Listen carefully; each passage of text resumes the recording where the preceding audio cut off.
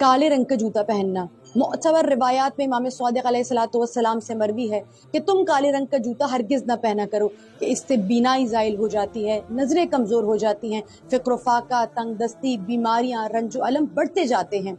इसकी बनिस्बत सफ़ेद रंग का जूता पहना करो कि सफ़ेद रंग अल्लाह के पसंदीदा तरीन रंगों में से एक है, और जो शख्स सफ़ेद रंग का जूता पहनता है वो ऐसी जगह से रोज़गार हासिल करता है जहाँ का वो गुमान भी नहीं रखता। सफ़ेद रंग का जूता पहनने से रिस्क में, माल में इजाफा होता है, तंगदस्ती, रंजो अलम दूर होता चला जाता है। और इसी के साथ साथ जर्द रंग या भूरे रंग का जूता पहनने से कसरत माल, कसरत तिजारत, कसरत कारोबार में इजाफा होता चला जाता है।